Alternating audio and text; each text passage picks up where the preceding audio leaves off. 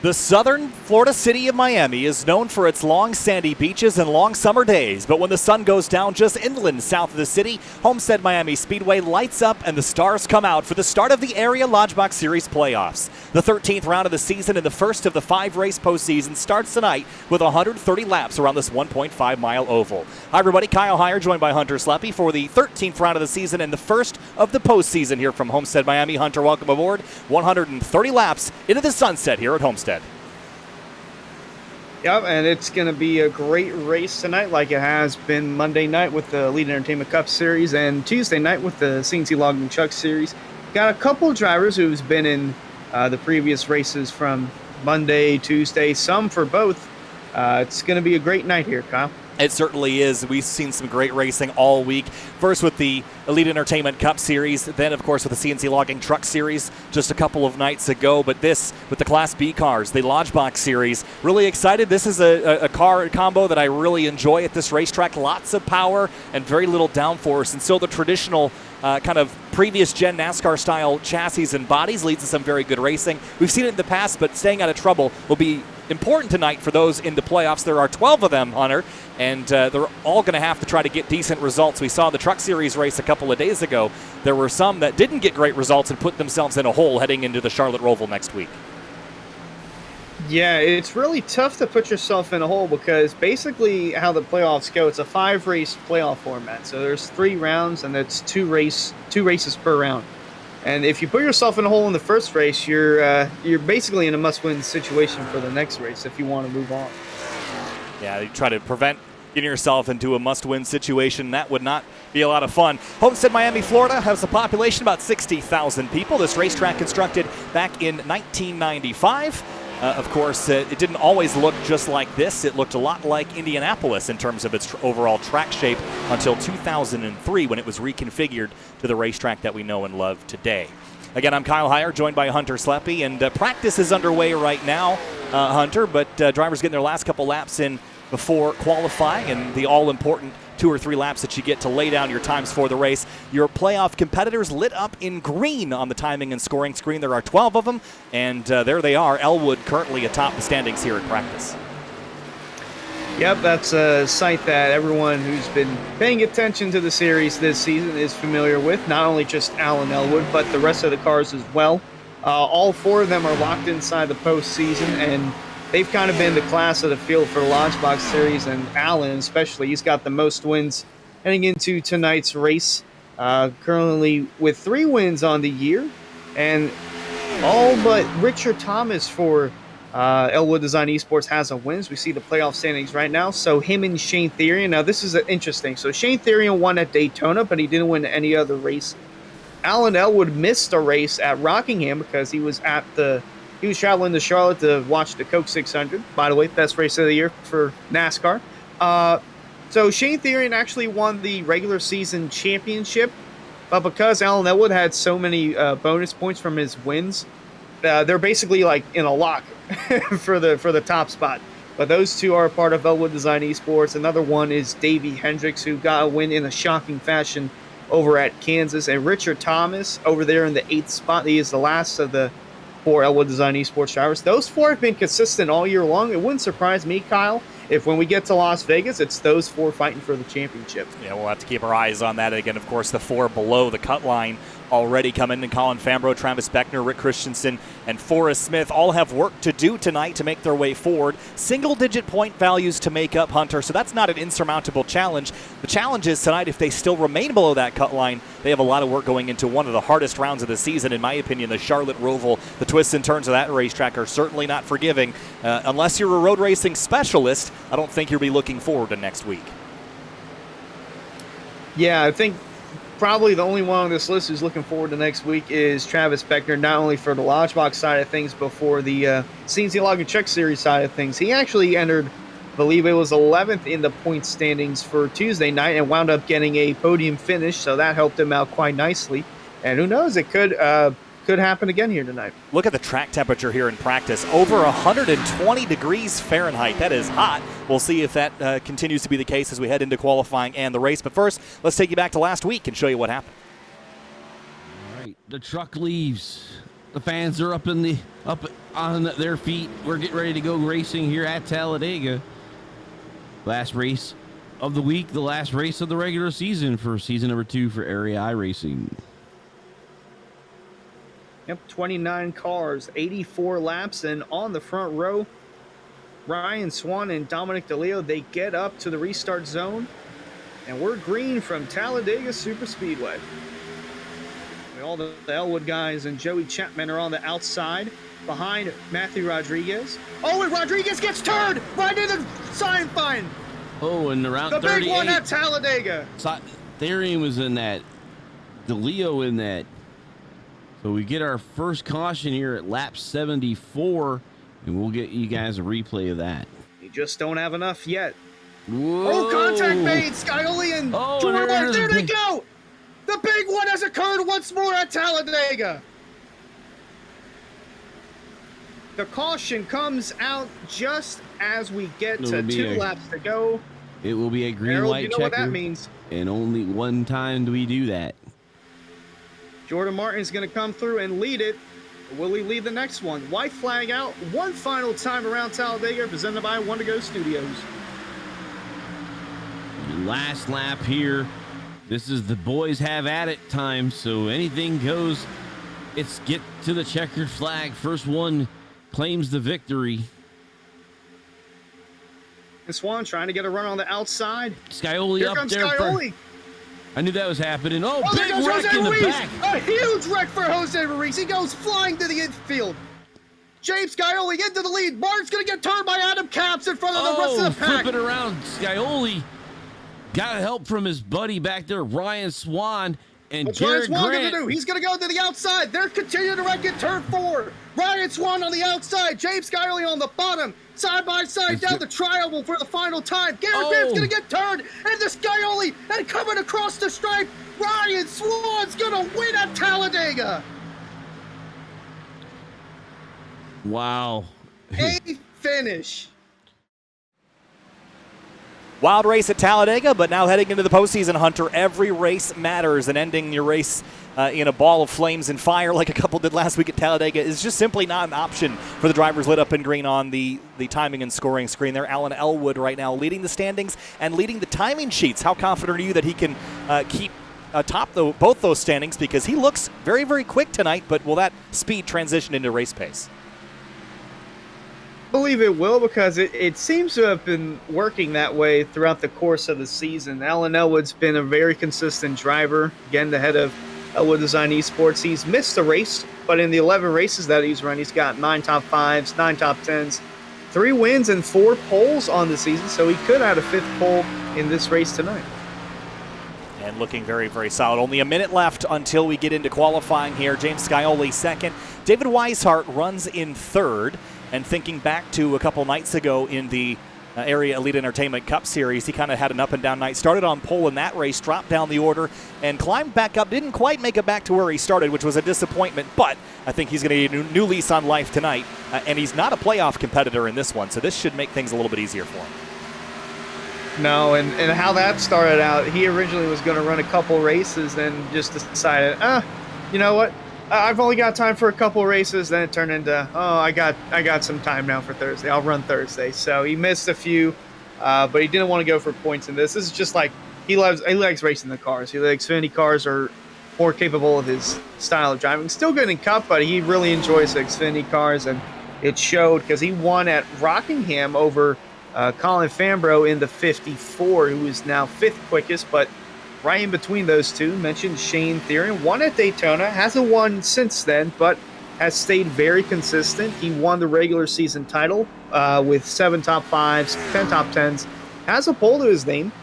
Like I mentioned, he's part of that Elwood Design stable, so all those cars are fast, and it should transition over into the race. Well, we're going to get to see that here in just a couple minutes, right after qualifying, which is up next. Drivers and teams trying to run their fastest laps. They're only going to get a couple attempts at it before we get into our race here this evening. 130 laps is the race, and as we've seen this week, Hunter, it's not a very long race, but it's not a very short one either. So there is a little bit of time for strategy to play out. And I think one of the things we saw in the truck race the other night was an early caution flag where drivers were trying really hard not to use up their sets of tires. What ended up happening was there was only one caution flag. The rest of the race ran green, and those that didn't pit fell to the back and never really recovered. So every moment of every race is absolutely critical, and you just can't have strategy mishaps. And I don't think it's worth rolling the dice. I talked to Finian the other night, Finian DeCuna on here on SimTV, about what strategy would I play if I'm in the playoffs. Just do what the majority of people are doing. Don't take massive risks. There's no need to at this stage in the playoffs. Just do what everyone else is doing, and you can't get buried in the field. I think that's important to note. Yeah, absolutely. The do everything but the other guy. I do the opposite. That's what, oddly enough, that's what Ryan Hart says. This goes back to Xbox days, and I remember it like it was yesterday. There's this guy, his name was Ponka, and he was leading the field, and a late yellow came out. So people just decided, hey, we're going to do the opposite of what Ponka does. So he pitted, everybody else stayed out. And it became then as Operation Ponka, which is do the opposite of what the leader does. So that's kind of how I remembered it. And it still translates into some of the area races today. And like you said, it could happen tonight too, because seemed like it happened Tuesday night where everyone just did the opposite of what a few of the field did. There's James Scioli in the number 7, one of our playoff competitors. You see the green banner, the green spoiler, and the green number background on the timing and scoring. Comes out of turn 4 for his first lap, and I wonder if it'll be the same as the last couple of nights. He actually shuts the engine off right as he crosses the line. I would have thought we would have seen better laps on lap 2 here, Hunter, but maybe lap 1 is the magic lap. Yeah, that's a bit odd. I haven't seen that yet throughout the week, but James Scioli locked himself into the playoffs with a win at COTA, led 26 of the 28 laps, adding to his top 5 and top 10 total, 7 for each category. And there's Davey Hendricks coming out turn 4 to complete his second lap. Cross the line for Hendricks and a 871 rather. It is quicker than his previous, but not quick enough to jump up onto pole. Rick Christensen goes second quick. I wonder if Scioli knew he ran a really fast lap. Well, that was only his first lap, and he shut the engine off right away, and he still is your provisional pole sitter, so he must have known it was good and didn't feel it necessary to go for another one. Seidenfeiden up to second place, a non-playoff competitor. Really strong run in this gorgeous-looking, kind of dark, deep cherry red and yellow Panini 45. Yep, the Panini scheme from Gray Golding that got that second place at Talladega that kind of cemented the scheme, as he used to run Krispy Kreme, but then moved to Panini. And Chris, big sports cards guy, he actually runs his own business, Chris's Sports Cards. And you'll see that. I think you saw that Monday night on the 33 of Weissar. I think it's on his card tonight as well.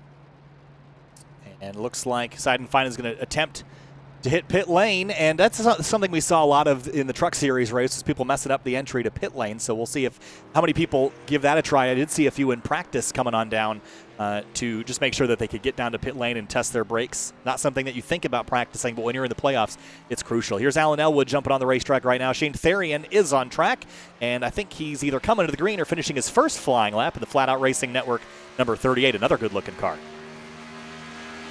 Yep, all the Elwood cars are, I'd say about half the field has Elwood designs on their car. Just Alan Elwood does a great job with designing the paint schemes and the graphics, like the points graphics. That's designed by Alan Elwood himself. Very talented artist right there. Better than whatever I could do. I could just do like maybe a rectangle or two or stick figure. I can't do anything. But Elwood, he does such a great job with not only the cars, but graphics and everything in between. There's an interesting line by Therian up the racetrack quite a bit towards the outside wall. Wonder if he's going to kind of do this plate track style where you take the first lap rim riding, and the second lap you dive to the bottom.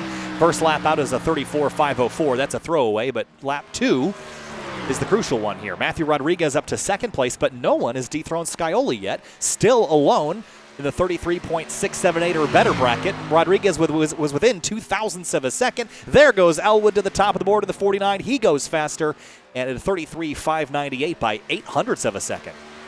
Whoa, big slide there, too. He's looking for that fifth pole. He might have it, too. Cuts the engine at the exit of turn 2. Here comes Therian out of turn 4. Cross the line for the number 38. What will he do with 33.761? Only good enough for 8th. Cameron The guy Hearn. that ran. I was gonna say, here's a guy that ran both races. He ran both the Cup race and the CNC Logging Truck Series race. He got top 5 in both of which I believe he got a podium. He got second, I believe, for the Cup race, and Yep. he got 5th at Trucks. Yeah, he actually had a great recovery in the Cup race because he fell way back in the field, ended up driving his way back forward, and all the chaos at the end and the spectacular battle that there was. Hearn did make it all the way up into second place, right back where he started. It was, again, if you just looked at the results, it wouldn't look like it was a very interesting night, but I promise you he had quite the up and down evening. David Weishart goes second quick, and Hearn goes off into turn 3 on his second lap. We'll see if he improves. First lap, again, was kind of the Therian style up top, and only good enough for 19th. And kind of what you mentioned earlier with pit road, him and Weishart both had bad nights again on the pit road. It seemed like it was going to be a bad night for the Cup side of things. They had trouble getting on the pit road. I don't know if we'll see that tonight, but both recovered for a solid top 5 and top 10, both guys. Only good enough for 12th for Cameron Hearn. Travis Beckner's on track, though. Another one of our playoff competitors, one of the few that hasn't laid down a time yet. This is lap number 1. And getting right up against that outside wall, very similar to what we've been seeing a couple drivers do. But my experience is telling me that strategy hasn't worked great for the last couple that we've watched doing that strategy. So we'll see if Beckner can go a little quicker. Well, after this race, Beckner's got COTA circled for not only the trucks but the Lodgebox side of things as well. And he helps out in the Cup Series spotting for some of the elite drivers for Elite Entertainment. Here's Jose Ruiz, and he's back from the infield. He went flying, pushing Ryan Swan down the backstretch on the last lap at Talladega. Sacrificed himself so the 8 could win.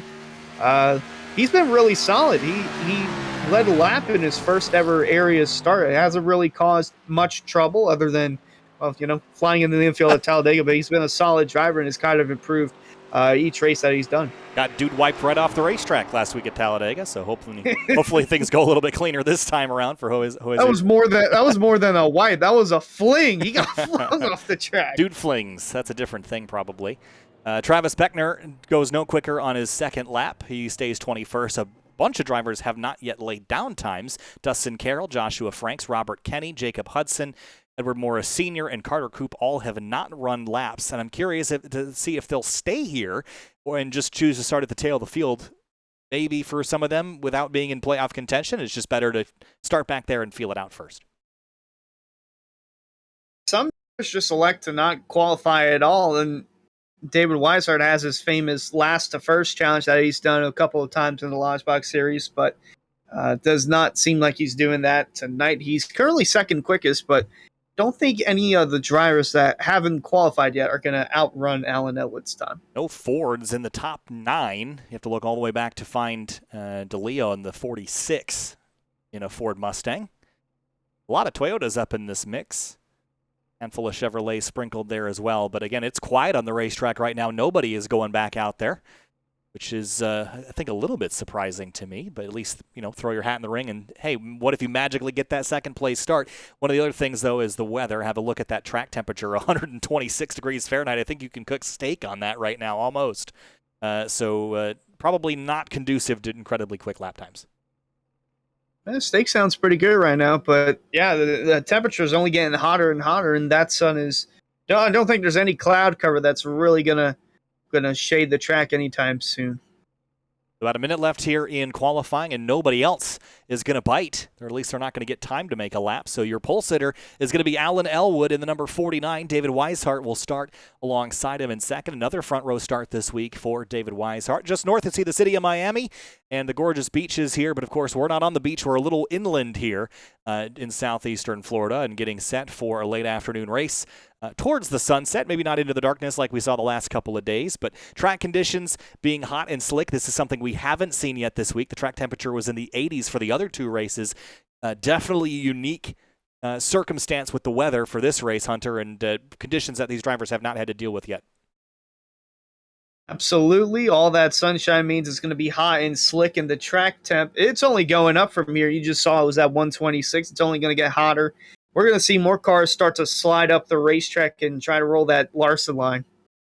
That's one of the things I love about Homestead is it's got that multi-groove nature, and we saw all week that you could pass up top, you could pass on the bottom. It just depended on how much tire you had left and how hard you chucked it off into the corner. But multi-groove racetracks, progressive banking, they're some of my favorite racetracks to go to, and there's something about Homestead that just makes it race really, really well. We'll see something similar at Las Vegas towards the end of the season, and even Michigan. I think that'll be a bit more of a traditional race where you kind of might be fighting for the middle to the bottom, but either way, I think it's going to be a lot of fun. We've got one road race stuck in there, as well as the trip to Martinsville, which I can't wait for. Martinsville is always a blast. I haven't been there in a really long time here in iRacing for a broadcast, so excited to head back to the paperclip as we head down to the racetrack. Cars on the starting grid here in just a moment, and we'll roll through your starting lineup for this one. On row number 1, kicking things off, Alan Elwood in the number 49, alongside David Weishart at the 33. That's your front row here, Hunter.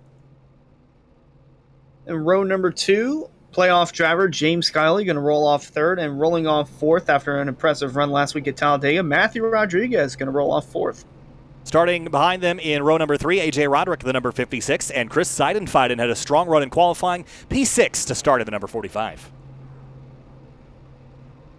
Row 4, Colin Fambro in the 54, going to start 7th, and to his outside, Garrick Wren in the 5, going to start 8th. Pair of playoff drivers in row number 4. Row 5, Shane Theory in the number 38, and then Dominic DeLeo in the number 46, the first Ford Mustang, rolls off 10th. In row 6, starting 11th, Bryce Senesac in the 09, and on his outside, going to be Cameron Hearn, rolling off 12th, another pair of playoff drivers in row 6.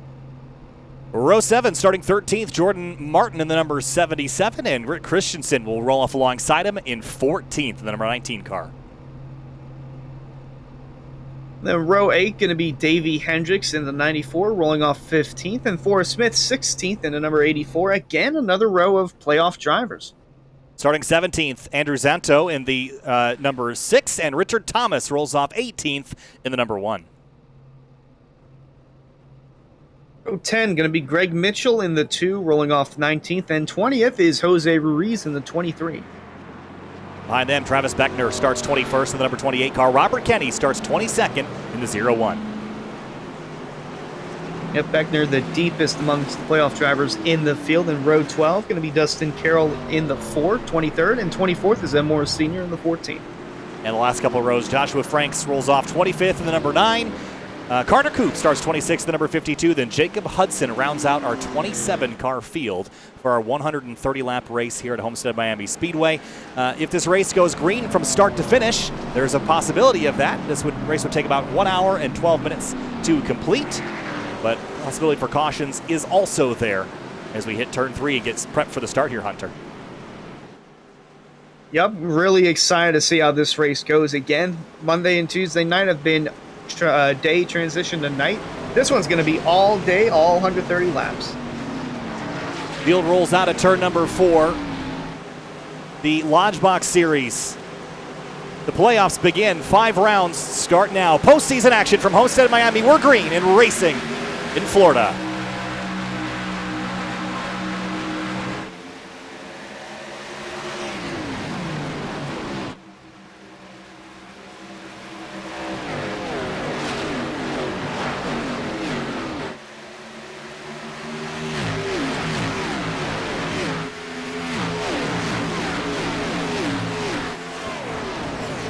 Alan Elwood leads into turn 3. Behind him, side by side for second. Scioli on the bottom. Weishart on the outside trying to grab that spot.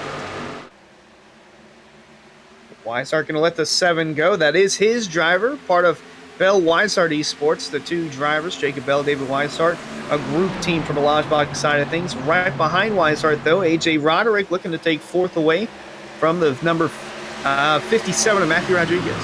Rodriguez drops into 5th place. Cameron Hearn's on the bottom of the racetrack there, trying to get by Shane Therian into turn 3. That's a battle for 7th. And give the spot to Hearn for now. Behind him, still some side-by-side here. Senesac in the 09 on the bottom, and DeLeo on the outside in the blue Ford Mustang. Leon looking like the majority of the field going on the bottom. DeLeo, though, still fighting on that top. One car high in turn 2. That's Seidenfeiden in the 45, giving up a spot to the 38 of Therian. He'll drop in line. Single file, and Elwood is gone. 6/10 of a second clear already and getting himself in position to drive away. And that's all you can ask in a playoff situation is control your own destiny, and that's what Elwood is doing here early. You think he might be using up the tires too soon? Because we saw that happen with Cameron Hearn in the beginning of the Cup race Monday night. Yeah, it's definitely a possibility with the track temperature so high. You could definitely eat the rubber a little early if you drive too aggressively at the start. Jordan Martin way up in the third lane, experimenting with that outside row. I think that'll be a viable line a little bit later in the night. Maybe not so early, though. No rubber up there just yet, but someone's got to lay it down.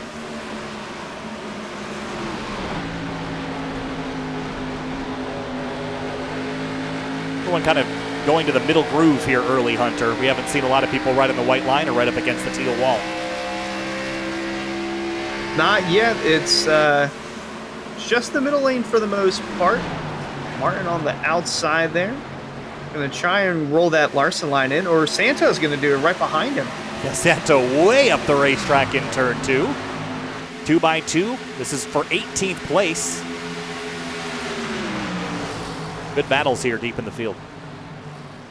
Yep, and there's Travis Beckner. Had to start deep in 21st. Did not get a good qualifying run. So he's going to have to work his way from the back to the front. Already made up a few spots. And he's going to clear Santo after there's some squirrely business going on behind him. That makes me nervous when drivers get loose this early. How loose are the cars going to be once you're 20, 30, 40 laps into a run? There's the 5 of Garrett Grant trying to get up to the back of Davey Hendricks in the blue and white 94. But slowly but surely we're getting this field sorted out single file where we can click off laps. But frantic start, at least midfield here. The 46 of DeLeo right to the bottom in 3 and 4. Trying to get something going for that 46. Has just fallen back since the initial start, down 5 positions. He's just trying to get settled in line right here behind Richard Thomas. Yeah, trying the upper groove again. And look, he's actually finding speed up there. He's going to go around the outside of the 1. Look at the speed he's got. So maybe it's not too soon for the outside lane. We just haven't seen anybody be brave enough to go that high this early. Yeah, I'm shocked. We're only on lap 7. Would have thought that, maybe lap 27 that you'd get the run like that. But DeLeo finding some early grip. And should also note that Elwood is 4/10 off of his best lap time already. So we've seen what I would call significant tire fall off in under 10 laps. So if you're running that outside groove, you've got less scrub in the tires, you're not turning the wheel as much. That could pay dividends here in the long run if this race goes green for a while. Look at the 77. He might try to shoot to the outside of the 5, the Lodgebox car. He does not. He'll tuck in behind Garrett Grant down the backstretch. Really tight back here, multiple grooves being run. I think DeLeo's running every groove. He's trying everything. I mean, why not early? If you lose spots, if you gain spots, you've got time to experiment right now. You're not going to have time to experiment by lap 80, 90, 100. So figure it out quick. It's going to change, but at least you can get, an early sensation and also practice running up high. It's not easy to run up against that wall. And if you try it for the first time at lap 120, you're going to be in for a very unfortunate circumstance. Oh yeah, no, it's not going to work out great for you if you're doing it that late in the race. Still 2 wide and almost 3 wide. Still deep in the field. Up front, though, it is all Alan Elwood, but Scioli is beginning to reel him in just a little bit. 4/10 of a second back, now 3/10 entering turn 1, and last time by was a couple hundredths quicker. So maybe you're onto something, Hunter. Maybe Elwood shoots out of the cannon a bit too fast here on these hot track conditions.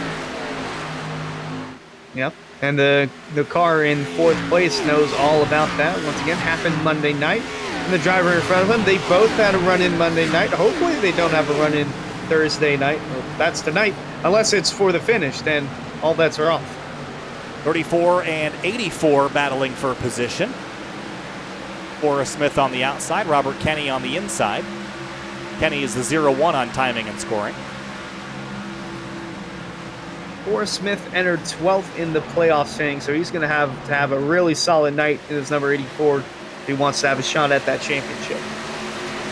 Yeah, this is, for him, it's all about having a good result tonight. If you don't have a good result tonight, the Roval next week is just not going to be a lot of fun. Down the order that far, you've really got to be on offense here in the early part of the playoffs. You can't really afford to go into the Roval as a must-win situation. He's almost already in that, being kind of at the tail end of the playoff grid already. driver that's trying to go on offense is the 46 of DeLeo, passing sign and fire for the 12th spot. Looked like he was on defense, as saw that he lost 5 spots, but now slowly working those spots back to his initial starting spot. Kenny and now Greg Mitchell having a good battle here. The Kenny Carr started 22nd, up 4 spots and looking for a 5th. And going, well, he's got Forrest Smith again trying to chase him back. But again, more lines being experimented with. Jordan Martin still trying the high side, and I think we'll see more and more of that as the night goes on.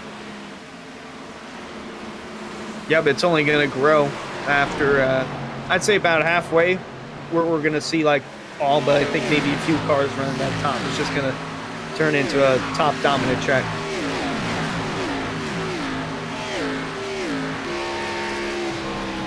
Jordan Martin again, upper groove, kind of that just above that top seam, and watching the 45 Seidenfeiden gain a little bit mid-corner, but this is where it's going to pay off, is down the straightaway. But the gains are small right now. We do have a battle about to kick off for 3rd place. Weishart feeling a lot of pressure from Cameron Hearn in the 67. Hearn started this race in 12th and continues a very quick climb up the field. Right on board with the 67, see if he forces Weishart into a mistake, or might just send it in and get his nose underneath the 33. Close to it. Down the front stretch, Elwood has begun to stretch his lead back out on Scioli. They're essentially running dead even lap times each time around. Just a couple laps for Scioli that he lost the last few times, but only off by 0.003 of a second the previous time around. So they're pretty much going tit for tat right now. Yeah, Hearn tried to get underneath the 33. Didn't pay off. Lost a little bit there coming out of 2. Going to try and make it up again down in 3 and 4.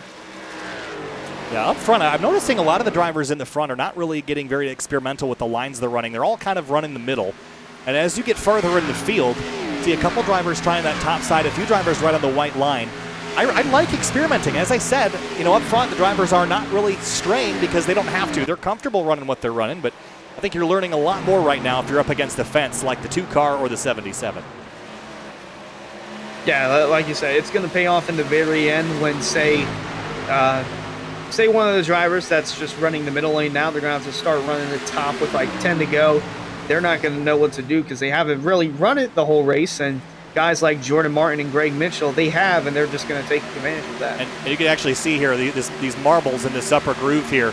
As Jordan Martin continues to run this and there's slight variations in his line, he's going to clean all that stuff up. And as you clean that up, it's just going to get grippier and grippier and start taking rubber instead of just the rubber bits, and it'll make that line grippier. You don't want to get too close to it, though. Just like a dirt track, there's a little bit of a grip cushion that you can jump and end up in the fence if you overstep. Yeah, if you overstep it, then you get all those bits on your tires, and it takes about a lap or so to clean that off. Robert Kenny to the bottom, getting by Greg Mitchell in the 2. And just ahead of them, Colin Fambro in the 54, past Shane Therian in the 38. Now, Therian started this race in 9th, and he's gained 1 spot. Fambro, however, has stayed dead even. These guys kind of stuck where they are right now, it seems.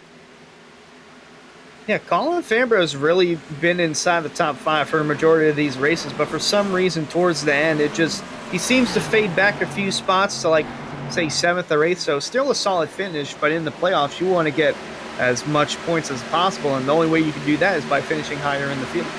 Yeah, 7th or 8th might work out for you in this first couple races in the playoffs, but once you get to rounds 3 and 4, 7th or 8th isn't going to cut it. You have to be 3rd, 4th, 1st, or 2nd. That's really where you got to be.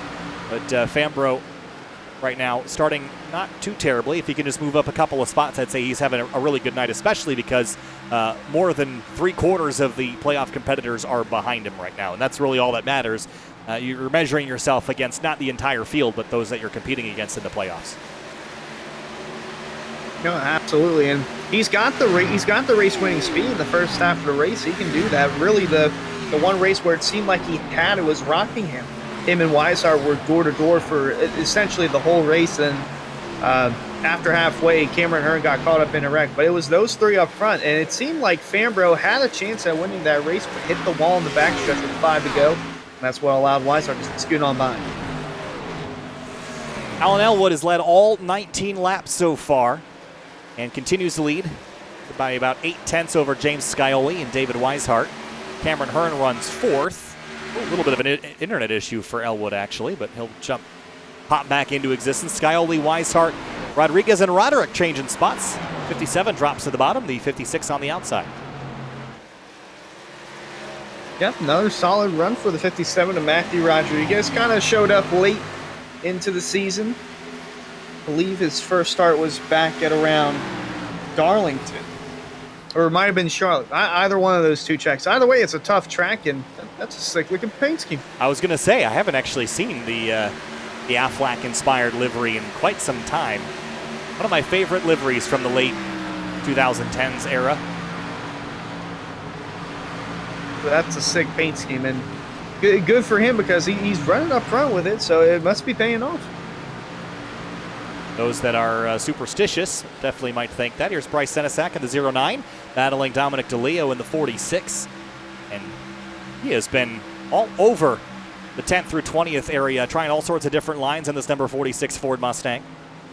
But still, I'm not sure that he's figured out exactly where he wants to be yet. He hasn't really committed to one line or the other, but moving back forward after an initial drop down the field. Yep, now just cleared up in front, though, and I was going to say he has Scienfire right behind, giving him some momentum heading into the corners, but looks like he's got the spot, and Scienfire's going to try and take away that spot now from Bryce Senesac. Yeah, Scienfire's gone the wrong direction in the first 23 laps of this race, so he's also trying to do what DeLeo is doing and move his way back forward through the field, because initially he's gone back about 6 spots. Trying to look underneath the Leo. Ooh, close to making contact there. Just saw from the dash of the 45. Yeah, he had to lift to avoid contact there. Look at this group in the background scrapping for position. This is for 17th place. Jordan Martin now dropping to the bottom. Rick Christensen in the outside. And the 2 of Greg Mitchell. Way All up the these track. guys here going at it. Yeah. Mitchell trying to find that Larson line and get it going. Whoa, the 19 he's and got a it big right here. bobble. Ooh. Yeah, and the 77 caught it, but the 2 lifted, and here comes the 23 of Jose Ruiz, excuse me. And he'll go down to the bottom and try to grab this position, but the 77 and 19 are getting mighty close to each other. And they looked like they had a moment coming out of turn 2. Almost had one there coming out of 4.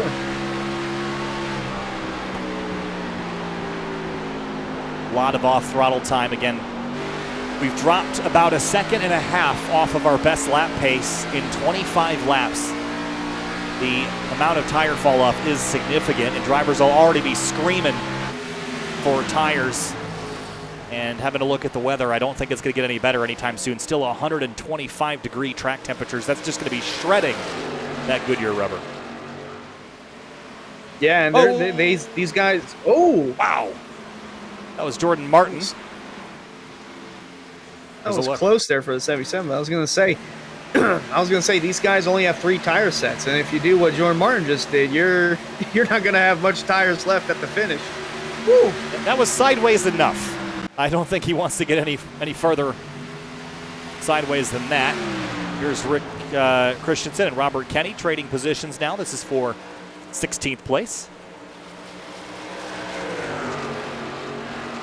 Christensen, another playoff driver who needs a solid run. He entered 8 points outside the cutoff, 11th heading into the race, so he needs a solid top 10 here if he wants to have a shot at making the next round. Heard a little bit of contact. I think somebody just got into the fence. I'm fairly certain it was the 77 of Jordan Martin. He is struggling a little bit. Here's a look at it. Off into turn 1. So I think he's done enough experimenting. He's been up in that wall now.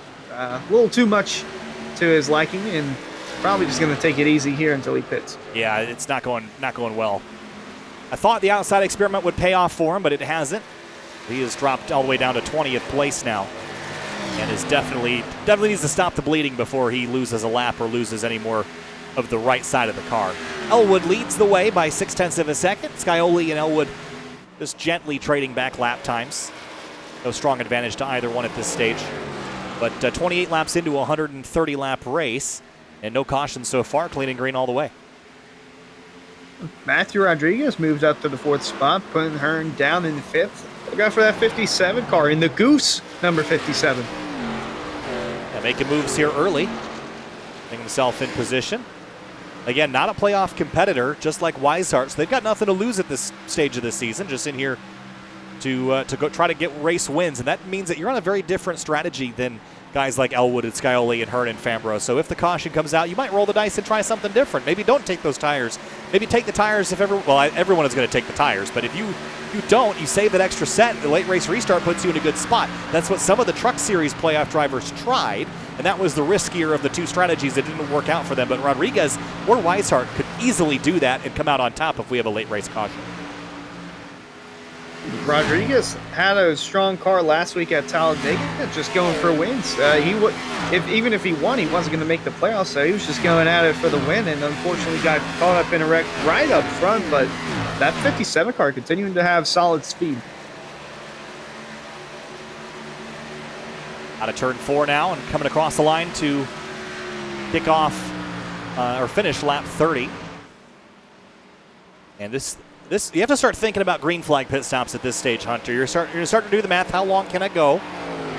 And it's still a little ways away, but you have to start doing that math because I don't think you can expect a caution. The one thing that might change things is the longer you go, the slipperier it's going to get on those older tires. And you might be better off holding out for a caution. But some drivers might not wait. You see Jacob Hudson hitting pit lane in the 22 car. It's been a rough start for him.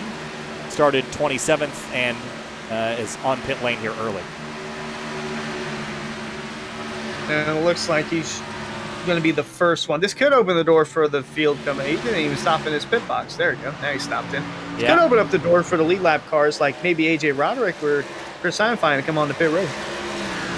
Yeah, I think I'm looking squarely at Scioli. What does he do? Does he wait for Elwood? Does he try to beat Elwood? Does he try to run longer than Elwood? Typically in this kind of sort of scenario, if you're Elwood, you're going to try to stay out on the racetrack as long as your fuel will allow and get that overcut, which means that you'll have fresher tires later in the race and kind of offset it. But Cameron Hearn hits pit lane, the first of our front runners, and I think you're right. This might trigger the first set of pit stops here at lap number 33. Gotta remember, though, it's tough because these guys only have 3 sets, so he's got to manage to use the current set that he's going to have on and the other 2 sets. So he's going to have about, say, over 90-ish laps to manage 2 sets of tires.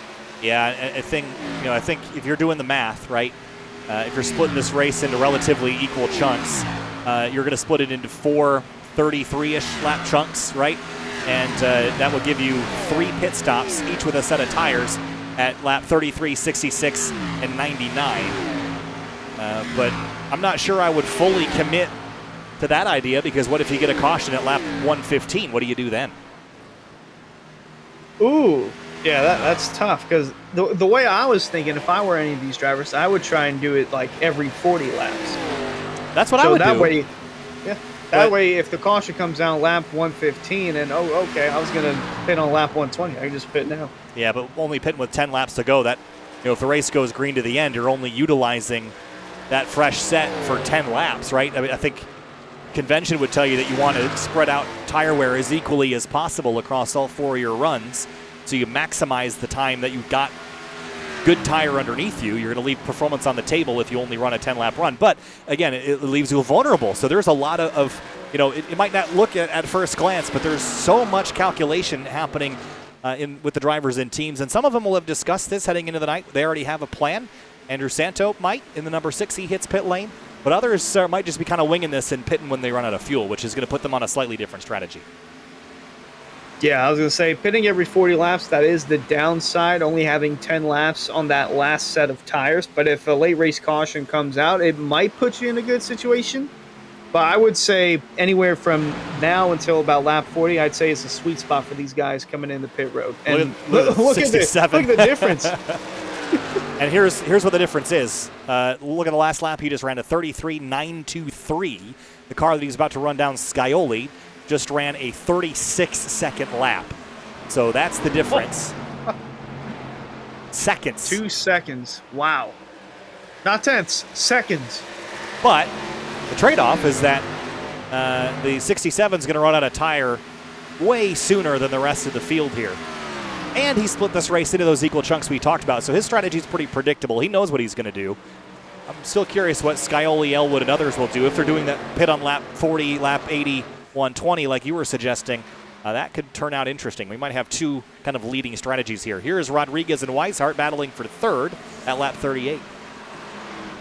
Rodriguez creeping on that 33, running in the third spot.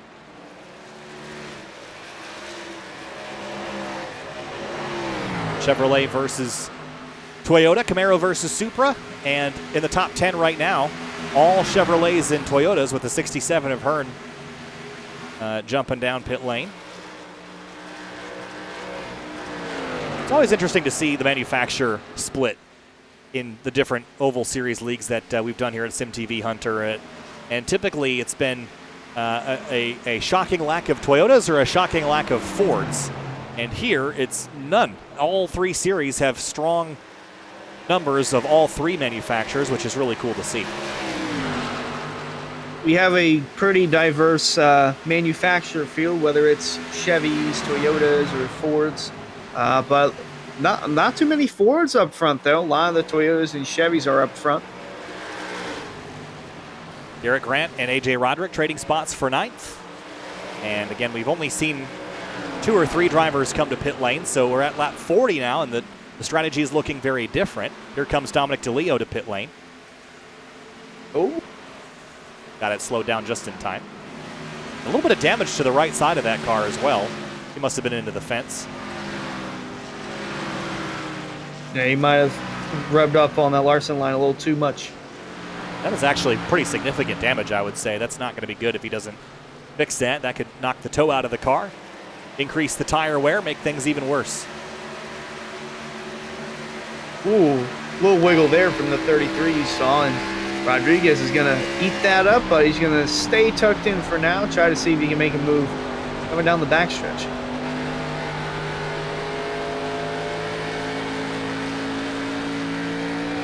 Whoa, he's really loose. You can just hear it. The tires slipping on corner exit. You saw it out of 4, as you mentioned, Hunter. Out of turn 2 as well. But Rodriguez can smell the blood in the water there and might try to take a bite. And we'll see what Rodriguez sees. He's coming out of turn 4. Not that bad of a bobble. Actually, a little bobble for the 57 himself. A.J. Roderick hits pit lane in the number 56. And a slow trickle. I would have thought we'd see more drivers kind of all come together, but it appears that they're all going to kind of trickle in one at a time, which is good for not congesting the pit lane, but it's going to make the strategy very confusing to follow for sure. Oh, absolutely. Everyone coming in one by one. Would have thought that some of the teams would... Oh, there goes Rodriguez down pit road. Actually, Scioli and Rodriguez. Yep. So both of those drivers, top 5 runners, will hit pit road, and Elwood will, as I suspected, will stay out a little bit longer. And this might start a bigger trend of cars coming to pit lane. Greg Mitchell's going to come down in the number 2. I think we'll see a lot more come in the next 2 to 3 laps. So now, what this is going to do, if you pit at roughly lap 45, here's what this does for you. You pit at lap 45, you pit at lap 90, and then that you can make it to the end from there. So that leaves you with that extra set of tires that you and I were discussing earlier. So this is probably the safer strategy, but you're not using that other set of tires. So the 4-stop strategy that Hearn is committed to, that's very different, but it could pay off. And if this race runs green all the way to the end, there's nothing that says that 67 wouldn't be able to use that extra stop to his advantage. And it can go green to the finish. And in last week's race at Talladega, we didn't have our first caution until about 10 to go, and then everybody just started wrecking out of control, trying to go for the win. But it can happen. This race go caution free. Believe it or not, I have actually seen a caution free race at Talladega, and pretty shocking. It doesn't happen a lot, but getting to 10 to go is pretty impressive too. I always like a yellow just to break things up at plate tracks, because once you have green flag stops, things get kind of split up. But really interesting to hear how last week went. Here's Davey Hendricks and Richard Thomas battling for third place. Again, they have not come to pit lane yet. About a third of the field has hit pit road. The other 2/3 have not. Big bobble for Garrett Grant out of turn 2. Yep, and there's Fambro just coming out of the pit exit. Garrett Grant, 5-car running in 5th. He entered the playoffs 7th with a advantage of 4 points to the cut line, and I believe he's going to make that pit stop now.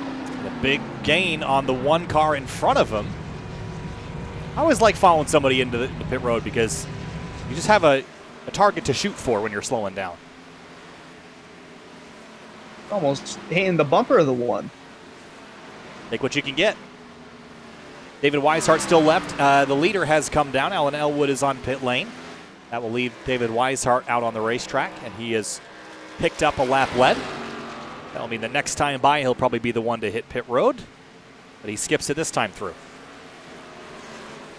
So it looks like him, Seinfeld, Beckner, Jose Ruiz are those who have yet to pit. Cameron Hearn, once the cycle is through, will be your leader. Yeah, again, he's playing that extra pit stop strategy, though, so we're expecting him to have to come an extra time. He might not have to do that because, again, it's going to be lap 33.66. I guess it would be he would have to stop that extra time because you couldn't go from lap 66 all the way to the end, could you? That'd be too long of a run. So he's committed now. That would be way too long. Yeah. I guess he could, in theory. Well, he could run the second run a lot longer. 33 plus about 50 laps would take you to lap 80. That would get you there, probably. That might be cutting it a little close. But if he commits to that extra stop strategy, I'm curious to see how that'll play out. I haven't seen that strategy work in a really long time. But taking big swings at it here. A little surprising, though, given that he's a playoff competitor. I guess he's not in too bad of a spot, being that he's 5th in the standings coming into the night. I'm not sure that I would chuck everything at the wall this soon, but he'll give it a go. I'll say, after what happened Monday night, this is a challenge that Cameron Hearn is definitely capable of doing. And Homestead wasn't even the worst one. I'd say Darlington was for the Elite Entertainment Cup Series. He must have been in like 5 wrecks and still came through with a 2nd place finish. So if there's one driver who can probably pull this off, it's Cameron Hearn. We'll see. Running pretty good lap times right now, but again, his tires are much older already. Some drivers haven't even pit. He's already got 16 laps on this set. And he's already off about a second from where the fresh tires are. But this is what you need sometimes, Hunter. I mean, with stages and things, breaking up races, sometimes you need one of these classic strategy-style races to really breathe some life into stock car racing again. And I like this kind of stuff. Yeah, definitely interesting. And I'm a big fuel mileage fan. And hopefully, whenever I go to Pocono next week, hopefully all the races turn into fuel mileage races. It's kind of hard with stage racing, but it can happen. I'm hoping I can see at least one of those. Got 4 races there. One of them's bound to happen. I forgot with fuel mileage. I forgot they're still doing the doubleheader thing there. Oh no, it's not a doubleheader. It's just one weekend. Oh yeah. David Should be a blast though. Yeah. Pocono's an underrated track in my opinion. That's probably a hot take in some instances, but my home track, so I'll be a little biased towards that. Robert Kenny, Dustin Carroll, and wow, big slide for Carroll, and he's going to lock it down and come to a stop. And we still stay green, but that's going to be a big drop down the order for Carroll once he rejoins the track.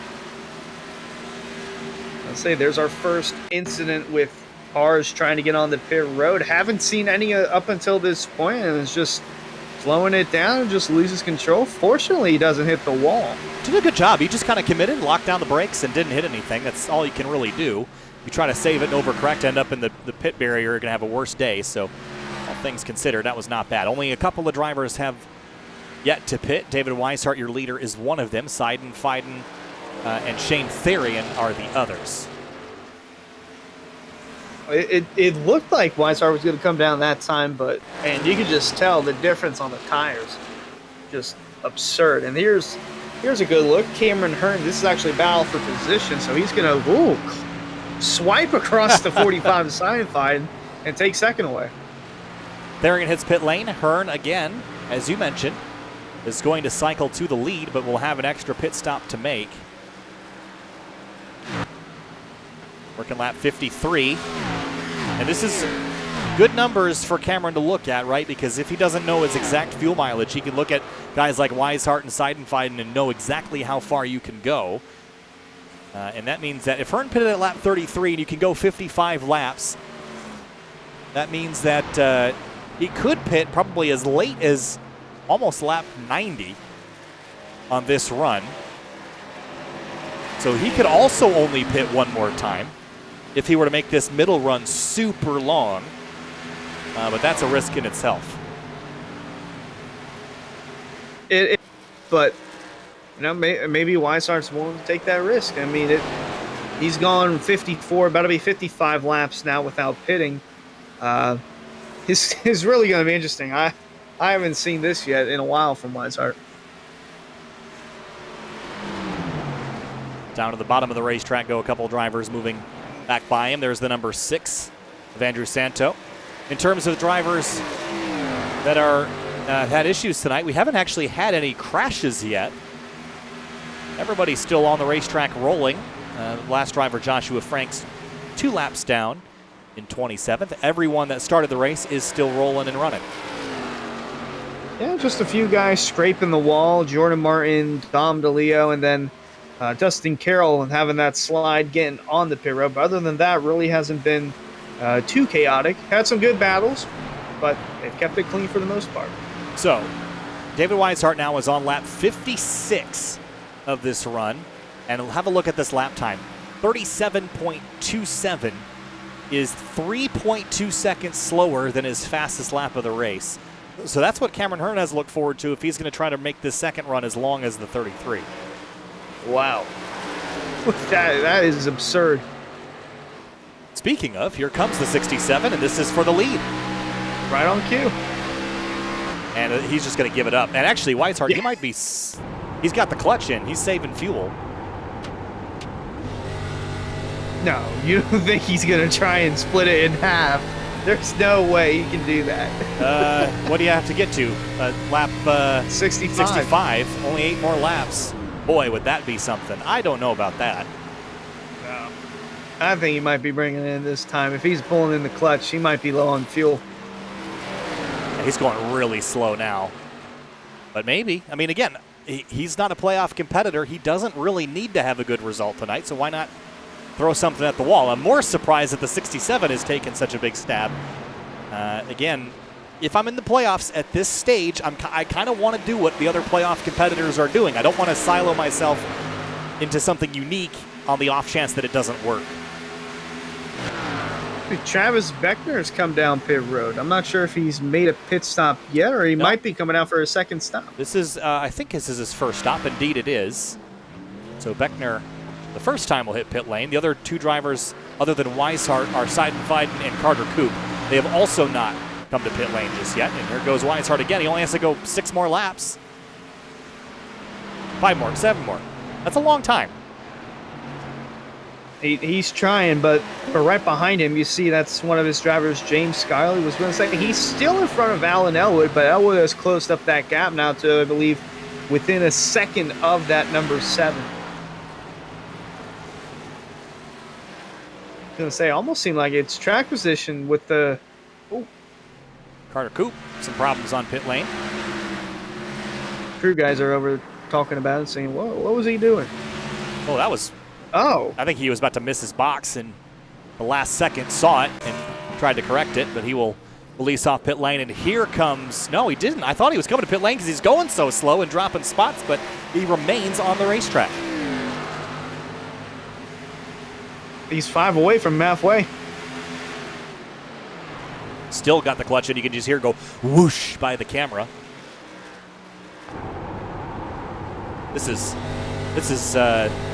grasping at straws here, but if he makes this work, what a decision.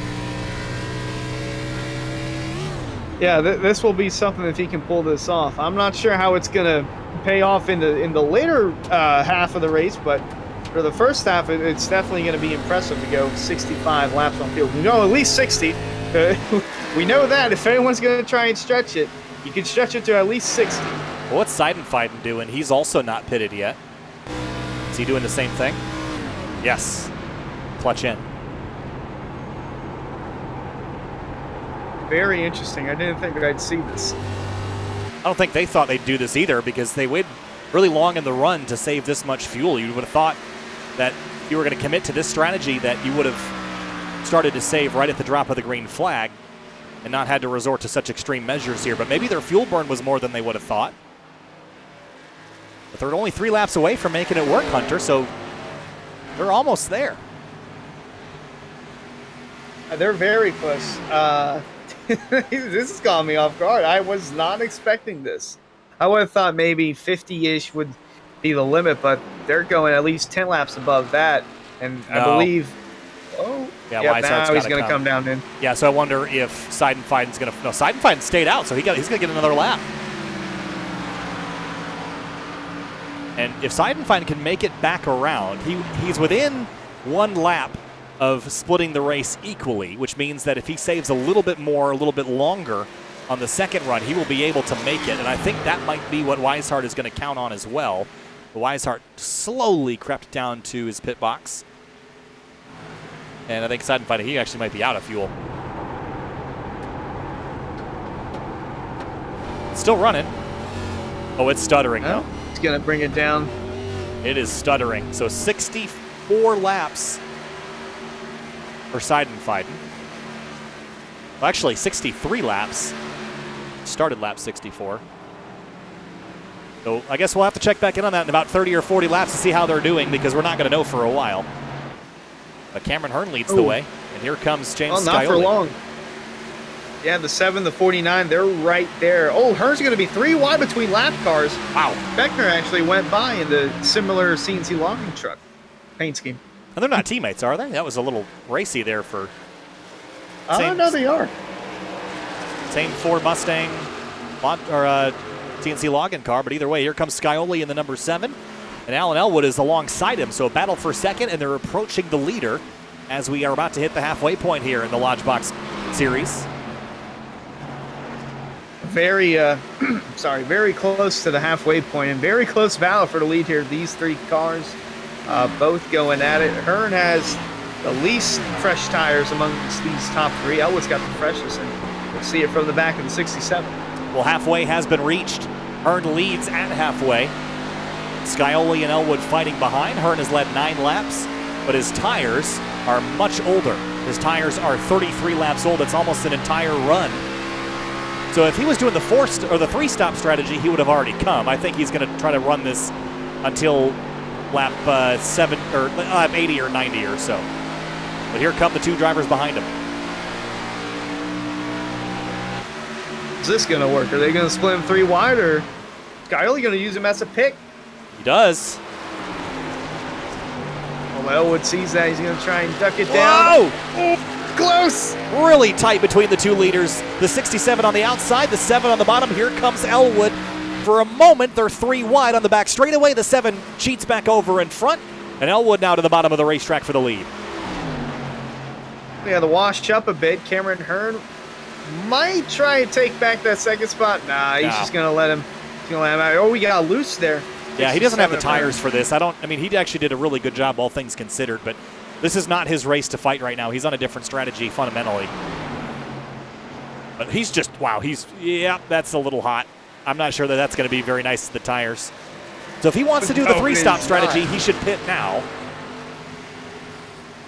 But he might, again, try to run this until lap 80 or 90 and then make it a 2-stopper. All right, well, we are now officially past halfway in tonight's playoff opening race for the Lodgebox Series and our top 10 rundown presented by Swift Lifestyles. Fans, be sure to visit our sponsor, Swift Lifestyles, for clean supplements that help improve your focus in gaming. You can use the discount code AREA iRacing, AREA iRacing, for 15% off your entire order. We'd like to thank Swift Lifestyles for their continued support of Area iRacing. After that battle, Alan Elwood finds himself in the lead once again. He's had a solid car. He won the pole. He's got the most poles amongst drivers in the field, the most wins amongst drivers in the fields, and he entered the race as the playoff leader. And a win would definitely boost some momentum for the entirety of the playoffs, but it would also help for the 7 of James Scioli. He has yet to win on an oval. He won at Circuit of the Americas, led all but 2 laps in that race, and he's got the race-winning speed underneath this number 7 Rick's Hot Sauce South Beach Heat in the South Beach area. So we'll see if he can continue that strong run for the number 7. And right behind him, a non-playoff driver, the highest amongst those, Matthew Rodriguez in the number 57 car. He had a solid run over in Talladega, has a few races on his belt for the Lodgebox series, but he's steadily improved after each race, and who knows, he might contend for a win here. And we'll see if the pit strategy plays off for the 67 of Cameron Hearn. He was one of the first cars to come down pit road back around lap 33, and it's not really worked out that well. I mean, it has. He's in the top 5, but the drop-off in speed, as you can tell, it's not going the way for Cameron Hearn. But who knows? The second half could change with a caution flag, and this could help Cameron Hearn. Running in the 5th spot, Colin Fambro in number 54. He's got the speed to run in the top 5, and this is exactly what the 54 was looking for. He entered in the playoffs. Where did I just lost it? There we go. Fambro entered 2 points below the cutoff, so he was the first driver below the cutoff in the 9th slot, and this top 5 will definitely help out if he can keep this run going.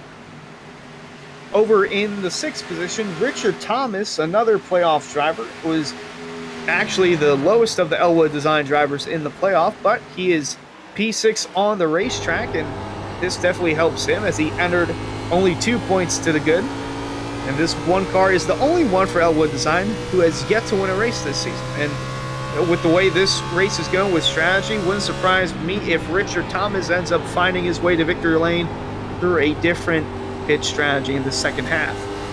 Over in 7th is Garrett Grant, just like he entered in the points, +4 to the cutoff for Garrett Grant. So a solid showing in that number 5 from the Wizard Esports. Had an opportunity to win a couple of races over on the Cup side of things, but looking to transition that into the Xfinity cars and the Lodgebox series. Over in 8th place, AJ Roderick. Haven't talked about him too much this season. Another Elwood Design paint scheme and affiliate. But that number 56 car's had speed. He's qualified inside the top 5. Falling back a little bit into 8th spot, but nonetheless still a solid showing for AJ Roderick as he's actually trying to move up past... Actually, Rodriguez is pitted. So he moved up a spot because Matthew Rodriguez has brought his car down pit road. Could be a scheduled pit stop here, Kyle. Yeah, I think it might be because we've seen a couple of the drivers. Jordan Martin's on pit lane right now. The other driver that came to pit lane while we were doing the rundown is Cameron Hearn. So he did come back down for another stop with about 55 laps to go. He's good to the end on fuel from here. So a 2-stopper for Cameron Hearn, but he has to go a lot further this time than he did in the previous 2 runs. That makes me nervous because we saw him sliding the car around. I don't think he's been kind to the tires tonight. We'll see if that pays dividends or if it's going to be a bad decision for him. He goes back by and unlaps himself on Alan Elwood, though, and he's done pitting from here, where Elwood will have to hit pit lane again. Yeah, he's going to take as much advantage of those fresh tires as possible, and you just saw it. Flew right by Alan Elwood, got his lap back. Now going to try to make up some of that ground that he lost from pitting. And everyone's probably at home thinking, well, if he's done pitting and Elwood still has to pit and Elwood is not even a full lap ahead, well, the 67 is going to get the lead. Well, 100%. The difference is that Elwood is going to have fresh tires for a very short run, so he can just drive the heck out of them at the end and probably run the 67 back down. How all that will play out, we have yet to see, but Elwood is certainly not in trouble at this stage in the race. And look at the playoff competitors slowly creeping up the order and filling all of the top 6 positions and the majority of the top 10. The only 2 drivers not in the playoffs in the top 10 are AJ Roderick and Dominic DeLeo. Oh, trouble, turn 2. Car in the back straightaway around, and I think they crashed, and they did. It's Joshua Franks in the number 9. We stay green. He's in the runoff. Yeah, big damage to that number 9 machine. That happened below the apron, and iRacing will not trigger a caution for that, so we're still green here. Oh, he had a little internet. Oh, he caught the opening there right at the exit of turn 2, but he had a bit of a disconnection there for a moment, and it was the 45 that got into the back of him and sent him around and hard into the inside wall. That was a big impact for Joshua Franks and the first and only crash that we've seen so far tonight. Yeah, really unfortunate to see as he takes a hard hit to the inside wall. That's kind of the issues that we saw a little earlier on with Alan Elwood blinking in and out as the 9 makes his way down pit road and might call it a day, or might just service the car and try to get it back out there and make up as much spots as possible. But that is one beat up car. Yeah, I think I found the problem, and it's all that. That's all broken.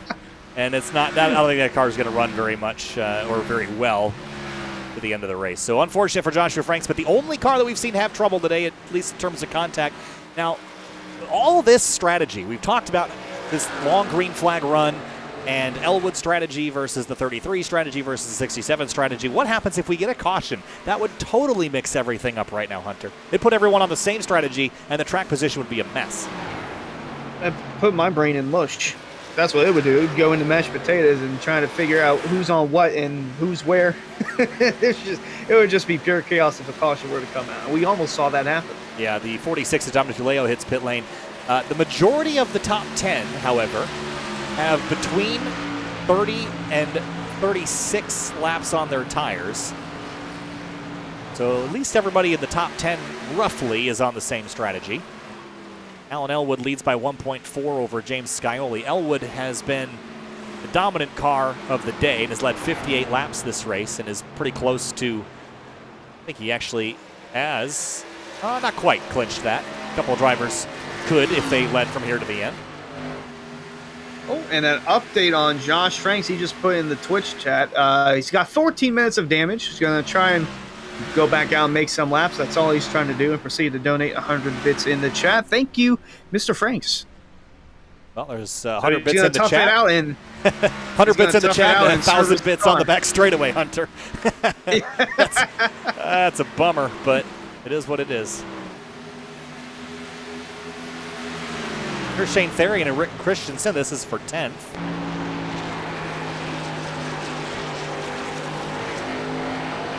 Ooh, a little slide there.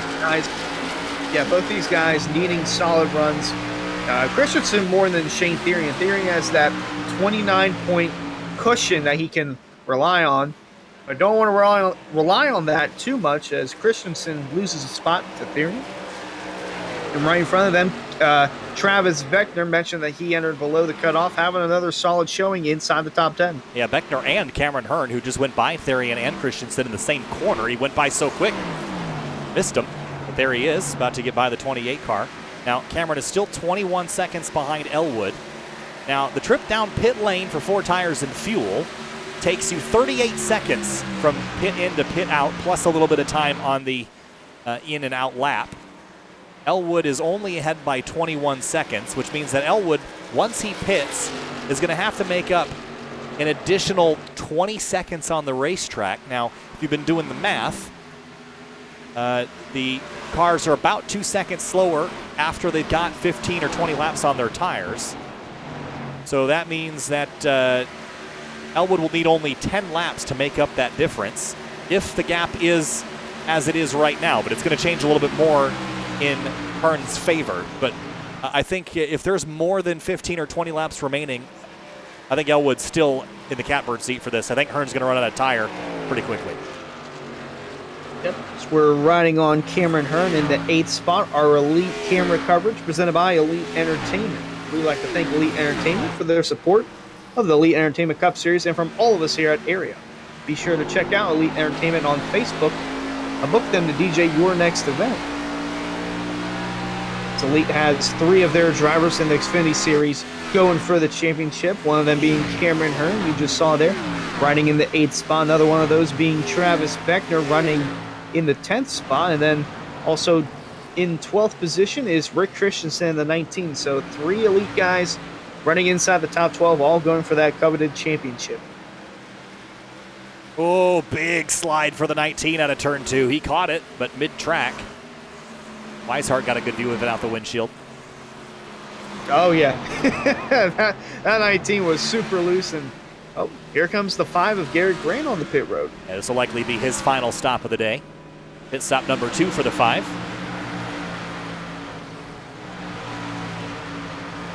Elwood and Scioli separated by 0.7 of a second. The more things change, the more they stay the same. We're 86 laps in, and the lead is still exactly the same drivers and the same distance as it was. But again, the time, or the story between those two lap numbers, very, very different. Colin Fambro hits pit lane out of turn 4 in the number 54 car.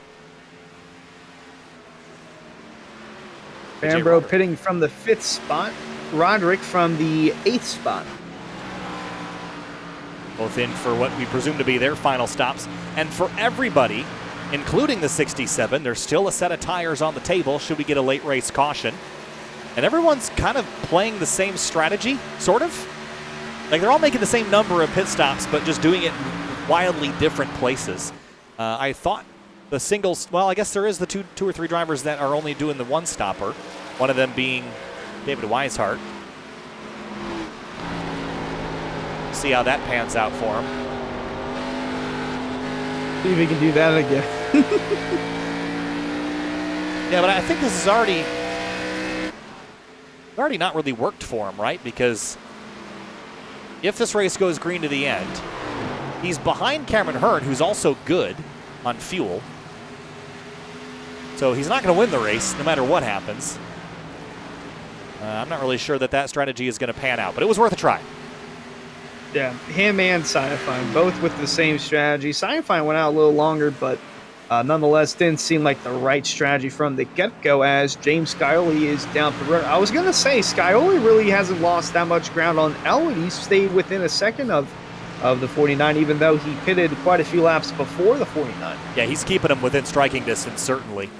I kind of like just being close enough to add pressure, but not actually leading the race and setting the pace and showing your stuff. Elwood, though, has been, again, the dominant car. And with 40 laps to go, Elwood has led 67, which is more than half the race. And so he has clinched that critical point for leading the most laps. Every point counts, and Elwood is doing everything he needs to do to ensure he walks away with max points tonight.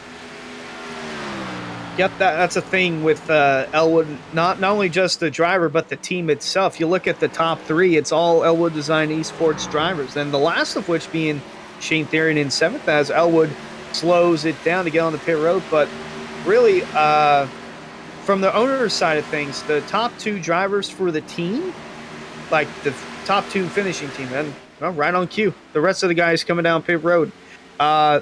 Only those top two will get points towards the owner's championship. So really the max points you can get if your car is finished first or second. Elwood and his guys, they have done that at least 4 times this year. So they know all about maximizing an opportunity. So Elwood is in pit lane, getting his final stop, his final fuel up and tires for the race. Cameron Hearn just blasted by him. And he's got what he's got at this point, unless he wants to make that extra stop, which he could still do. But he'd have to wait a little while to get the benefit of fresh tires. So he still could make that third stop. I don't think he's locked out of that strategy just yet. He could go to the end from here, but with 40 laps to go or 38 laps to go, it's only a matter of time when the 49 gets back to him. The tire difference is going to be absurd. So either way could work for Cameron, but I think you got to make a decision in the next 10 or 15 laps. Otherwise, you're not going to have enough time to let it play out. And we'll see what he does there in the closing stages. And I believe that is the 9 of Josh Franks back on the track with the 7 of James Scioli. No, Franks is not on the racetrack right now. Oh. The 7. Is that in front of? Okay. I think it's the 2 car. Greg The 2, Mitchell. yes. There he is. Haven't talked a lot about Greg tonight. It's been sort of a forgettable one for him, unfortunately.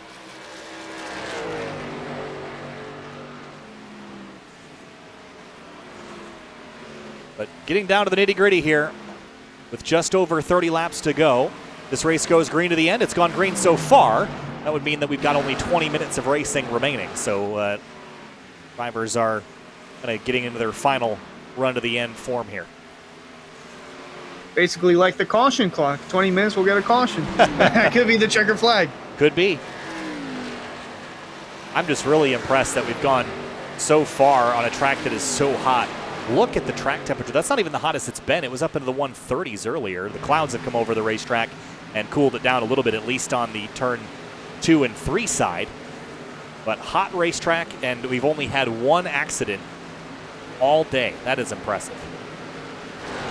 we've seen some cars get loose, like I'd say a handful coming out of turn 4, turn 2. Compared to Monday night, it seemed like every other lap we had a car getting loose and nearly spinning out on the cup side of things. So really shocking here, especially with the hotter track temp being more hot and slick for the drivers to handle. Really shocked that we haven't seen that. Yeah, I think the biggest difference between this new Cup car, the next-gen car, and the classic sort of Class B chassis here that we've been running for the last decade or so, the big difference, I think, is the aero and how the car makes downforce and side force. The next-gen car lacks a whole bunch of the sail that is the right side of these cars. The next-gen car is also symmetrical, so you don't get more advantage on one side versus the other, which kind of stabilizes these cars. The other thing is that the next-gen car relies so much more on underbody aero, underbelly, all the tubes and pipes and diffusers and raised splitter that generates the downforce. Anytime you get that car at any significant yaw angle, that downforce is going to get spoiled. It's going to go away. And then you're only left with mechanical grip, where these cars, they don't have any of that stuff. So all the aero that the car has is generated on top of the body, which is a little bit more, it's a little bit less angle dependent. Whereas as soon as you get the next-gen car sideways, that diffuser stops working, you lose that rear downforce, you go around, on top of not having side force. So there are some fundamental differences in how the cars make speed around an oval track. And I think the Xfinity car, despite having more power, is actually a little easier to drive in this kind of racing with this kind of track. Yep, and Cameron Hearn currently finding that to be easy. He's got a clean track in front of him. Not too far behind, though, right behind.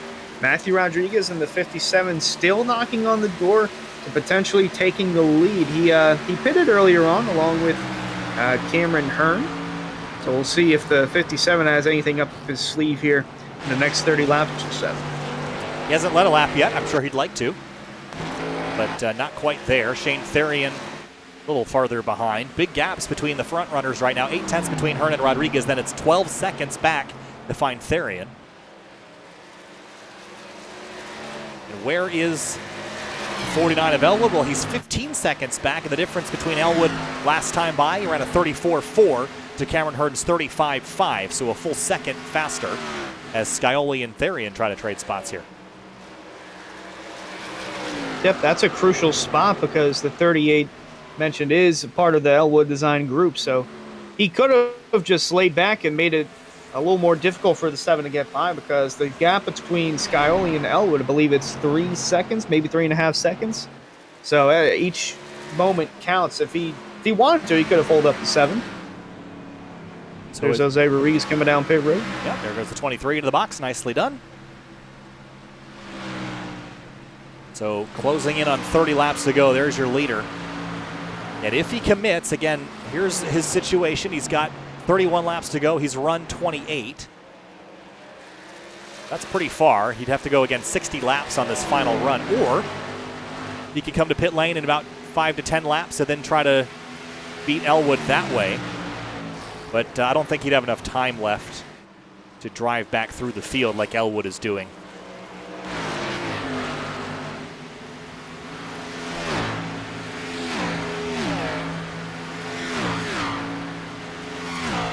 In terms of battles on the racetrack, here's one. Davey Hendricks passing the camera. Just behind him is Richard Thomas in the 1. There he is. This is a battle for 8th.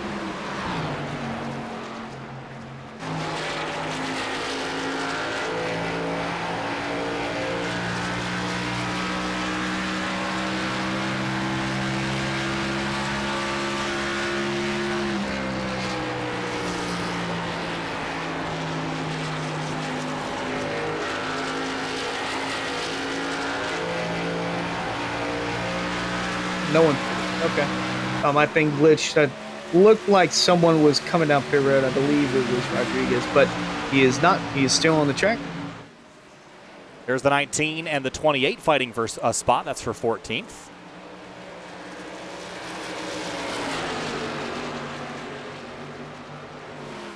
Beckner hoping to pick it up in the next 30 laps or so, along with him and Rick Christensen, both 14th and 15th on the track. Cameron and Matthew Rodriguez leading by 2.6. More than that now because Rodriguez hits pit lane. Lap 103 of 130 comes on down. And I think this is going to be is this his third stop of the day? It might be. I think it is. So on to pit lane. He will come and leave Cameron Hearn stranded 8 seconds clear of James Scioli and Alan Elwood.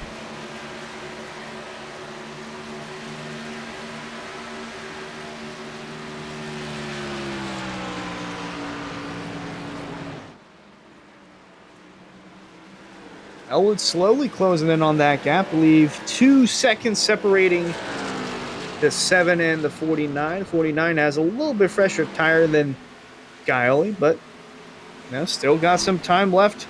If Cameron Hearn wants to mix it up and hit within the next handful of laps or so to try and see if he can undercut the 49 and the 7 that way.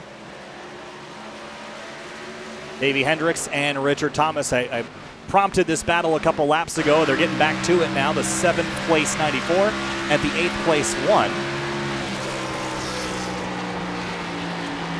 Down to the bottom.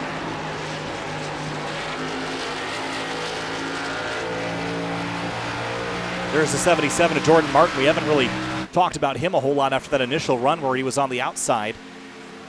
And hasn't really gone his way. Kind of fell backwards and has never really regained positions. Yeah, his experimenting did not go as planned.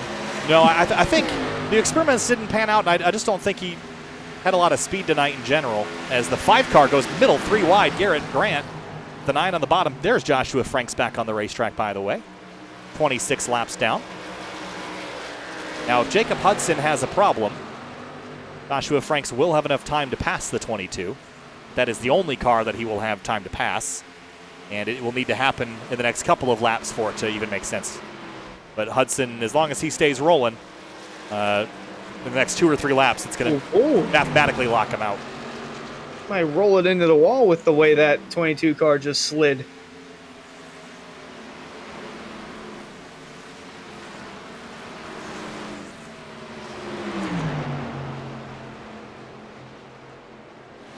That was really dicey there with the 19 as well.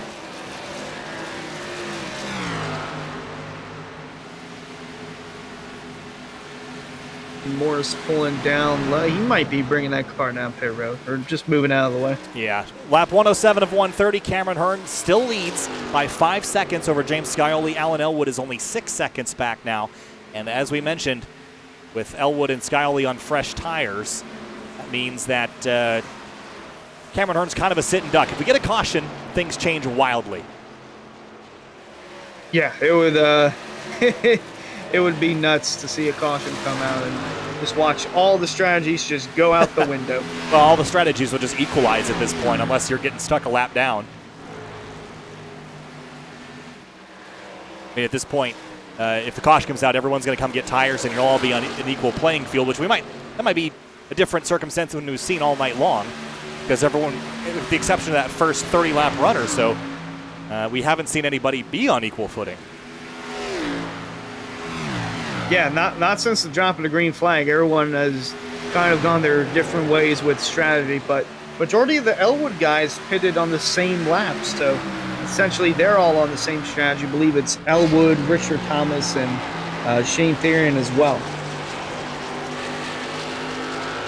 Sun is back out on the racetrack, cooking the pavement. Although the temperature had fallen because of the couple minutes under the sun. We'll see if that continues to climb. But by this point, I think everyone's kind of used to the weather and how the track feels. And evidently, they have got this mastered. Again, only one collision. It was Joshua Franks with the inside wall about 20 or 30 laps ago, and he has since returned to the racetrack. Here's a driver we haven't mentioned. Morris on pit road. Yeah, Morris Sr. The only time we've mentioned him was during the starting lineup. Very quiet night for him tonight. Has some damage. He had he's had a couple of solid runs throughout the season, but nothing too major. Just kind of riding around here tonight. 20 laps to go. Cameron Hearn leads. Now, here's an interesting stat.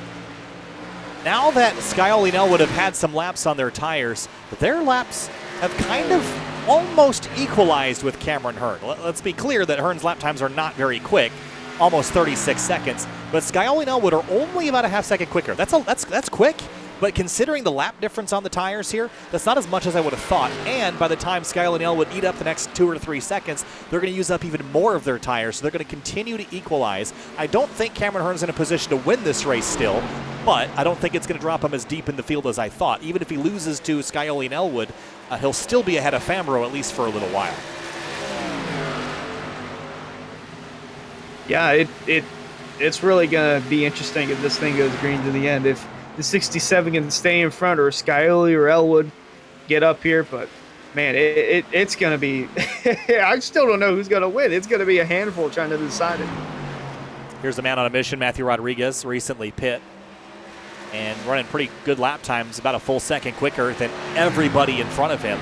So he's kind of on an upward climb. We'll see where he stalls out, but with the exception of A.J. Roderick, who he's about to get to, he is the highest running playoff competitor right now.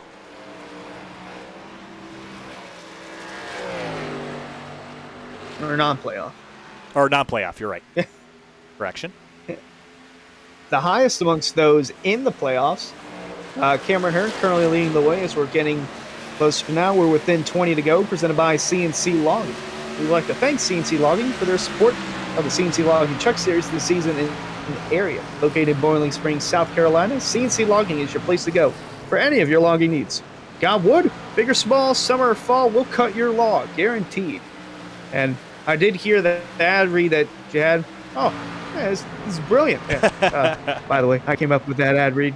I love it. It's great. Maybe Hendricks. Yeah, Sorry, go ahead. I was gonna say I just went off the dome and it was a little creative on my part. A little bit of journalism pays off. It rolls right off the tongue. Coming to 15 laps to go and the final 10 minutes of racing in the area Lodgebox series.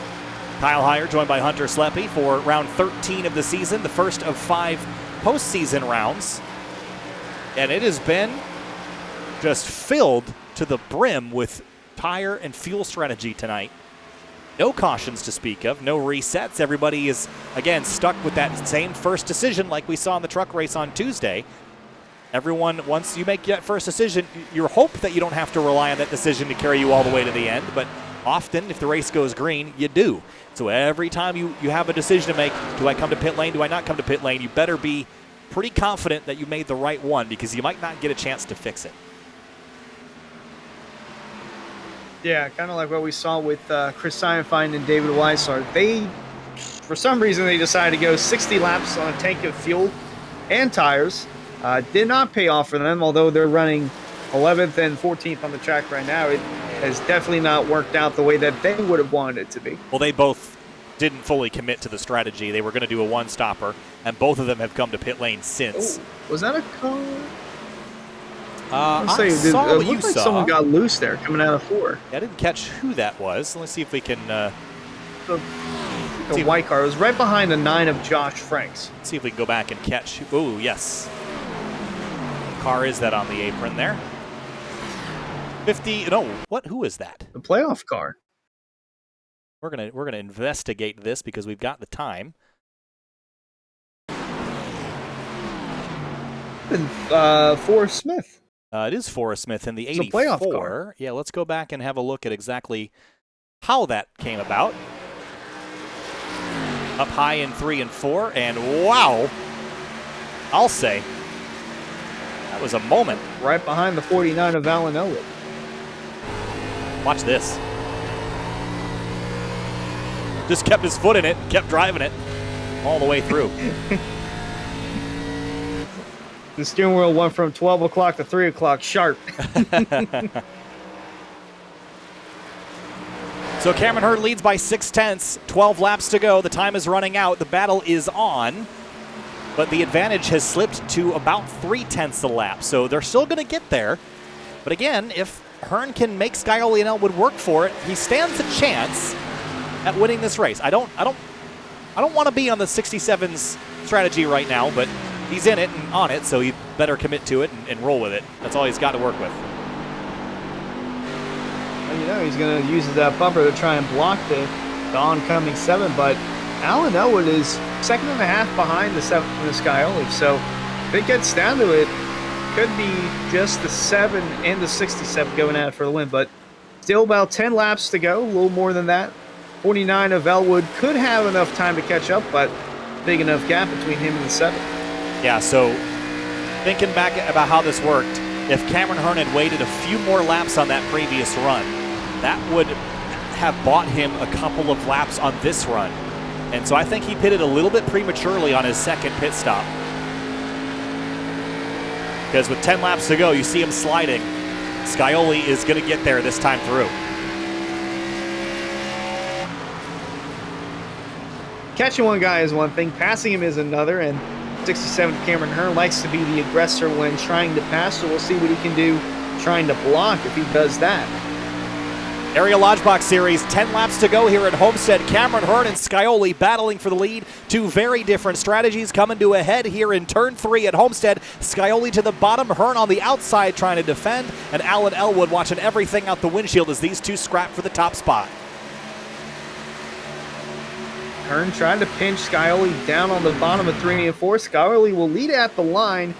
Looks like he might have it here heading into turn 1. Yeah, I don't think there's a lot Cameron Hearn can do at this point. He just doesn't have the tire left. It's not significantly different. So again, I think he'll lose the spot to Elwood here in a couple minutes. But I don't think he's going to slip any further than that. He's going to dive down to the inside. He's going to let the 45 aside and fighting through. Yeah, he might lose second, but he'll end up at worst, unless something else happens, fourth, or third rather, which is actually better than he was running initially, I think, right? Oh, maybe not. Oh, maybe it was. He was started 12th, so I think this would be a gain. That's a lot of work, though, Hunter. A huge gain for that 67. It's a lot of work for that many spots, though, I'll say. Yeah, well, a bit more than what Hearn would have liked it to be, but if he can pull this off, it would be a solid showing for the points. Scioli, turn 3. Continues to lead, and in terms of the laps he's led tonight, these are the first laps that he has led tonight. Playing 7 to go now for the number 7. And mentioned earlier, he only won at Coda. He has yet to win on an oval, but he has this race-winning speed, and it just hasn't yet clicked, and it might click at the right time here in Homestead. Yeah, he was playing second fiddle to the 49 all night long. Comes into this round with only one win on the season that you mentioned happened back at Coda. And at Nashville, he had a third, 14th at Talladega. And it has been hit or miss this season for Scioli. A 19th at Daytona, then followed by 2 seconds, and then a 31st, and then a 5th, and then a 13th, a second and a third, a 23rd, a first. It has been gold or dirt for the 7 this season. And tonight he might be finding some nuggets in the sand here. Yep, Alan Elwood's starting to run out of time now if he wants to have a shot at winning. Just got around Cameron Hearn for second. He's got about a lap car or so in between, but still a lot of ground he has to make up within these next 5 laps. 5 laps to go for James Scioli. Alan Elwood trying to run him down, but was actually slower last time by. What happened to the 49? He was so dominant all race long, and now the 7 has suddenly found a second wind, and the 49 is just kind of sitting here without any oars to get back to shore here up front. When they made their second pit stop, and I had noticed the 7 wasn't too far behind on the 49, I kind of thought that it could lean towards Scioli's way if he was that close to the 49 with that many laps of difference on the tires, because it was at least 5 or so laps difference between Scioli and Elwood pitting. Davey Hendricks. And Elwood pitted after Scioli. Oh, go on. I was just going to say, Richard Thomas and Davey Hendricks continue to battle for position. They've been doing that for a while. You're right, Elwood did pit after Scioli by 2 laps. So I'm just surprised that even with that 2-lap advantage, he hasn't been able to find some speed. Scioli has just figured something out, and it's working for him. He's clear by 1.8 seconds. If this goes green to the end, which it has so far, Scioli is looking really good. Yeah, and No better way to get hot at the right time than in the playoffs. I'll say, I mean, go off to the Roval next week, and with Scioli's win on a road course, that was one that he circled as excited about. So he's, maybe you would trade a second here to win next week and win again on a road course. But I think for Scioli, the unchecked box was an oval, as you mentioned. And he knows he can win on a road course, so maybe that one isn't as important to him this time around. Might not be as important, but still would like to win. Oh, Elwood just got on the wall back there. Yeah, I think he's struggling a little bit. He's okay, though. He's well clear of Hearn. Not going to catch Scioli, so as long as he keeps it going the right direction, he'll be okay to the end. But yeah, he's trying everything. I don't think he's got anything left, obviously. 2.2 back. Scioli's got to make it around another set of corners to see the white, and as soon as he crosses that, the checkered flag will end the race. So time's winding down for a caution. I don't think we'll see one. We won't. White flag is in the air here at Homestead Miami Speedway. The first round of the 5-round postseason for the Lodgebox series here in area. And James Scioli has a win on the season. He's a playoff competitor. You have to go back a couple rounds to Coda. It was on the road course that he found victory. But Hunter, today he will check the unchecked box. And if he can get through 3 and 4, pick up his first win on an oval this season. The Bell Weishart Esports driver works his way through 3 and 4 for the final time. And the South Beach number 7 has brought the heat to South Beach. James Scioli wins at Homestead Miami. Alan Elwood second place. Cameron Hearn third place with a strategy that we weren't so sure about. Colin Fambro fourth. Matthew Rodriguez in fifth. Here he comes across the line. Hendricks, Thomas, Grant, Roderick, and Senesek, the rest of your top 10. And David Weishart, all the trials and tribulations on the one-stop strategy. Uncommitted, went to a 2-stop. He will come home 11th. Rick Christensen, the only other driver on the lead lap in 12th. But Scioli gets it done. And what a time to come alive. As you mentioned, the right time to get hot is now. And he's done it. Yep, and the chat's already saying, turns out the 7 can win on an oval. Yeah, it's been capable. It's just a matter of putting the puzzle pieces all together, and the 7 car did just that. He's going to go into next week at the Charlotte Roval with ease. And again, with a win under your belt, you're going into into the Charlotte Roval with no pressure, knowing that you've won on a road course previously and you have this win to back you up. You're just going there and trying to get another one for the column. You don't have to worry about moving on. And Scioli is going to be in a really good spot come the tail end of the playoffs if he does another performance like that. He just stayed in it, and of all the drivers that led laps tonight, he only led 10. It was the final 10 laps, Hunter, but those are the 10 that at the end of they award points. That was just a really solid job. Yep, they were the last 10 that mattered the most. The only 10 that mattered the most in the 130-lap race, which, by the way, went caution-free. So from green to checkered, 0 yellow flags. Did see a wreck, but it did not trigger caution. Yeah, no cautions in that one. Scioli, Elwood, Hearn, Fambro, Rodriguez. How about the 57? Highest non-playoff competitor up in 5th. A.J. Roderick finishes out in 9th. But the playoff drivers rising to the top in this one. A couple drivers, though, that didn't have such great days. Shane Therian, 15th in the 38. Travis Beckner, 19th in the 28. Those drivers will have to kind of circle next week as a situation where they should and must finish well. Forrest Smith in the 84 finishes in 23rd. Going to cycle one more time here to get those bottom runners. There they are: Carroll, Hudson, Edward Morris Jr., or Senior rather, and Joshua Franks, the only driver to have a problem tonight on the racetrack. He crashed on the back straightaway about 50 laps to go or so.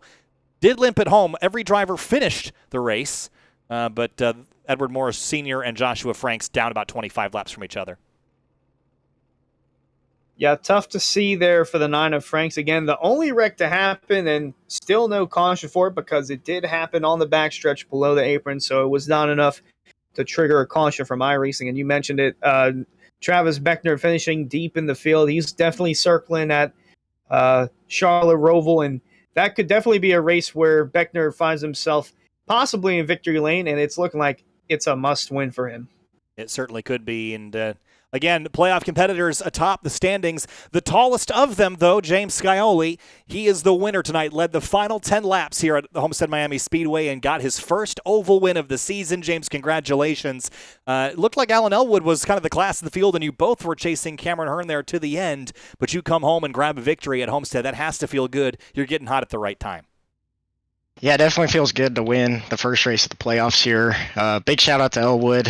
He painted me this scheme, and he's always painted my schemes. And to see him run good was good. He was definitely faster at the beginning. It kind of took me both those two first runs to learn how to really drive it and really save the tires. And I finally figured out that I could just kind of keep the car really low and really hug that seam even on exit, and it really saved the tires, and I still had good speed. So that second run, he chased me down from about 5 seconds back. I knew I wanted to pit before him again on that last run, and then I got about 4 or 5 seconds ahead and didn't give it all up this time. So,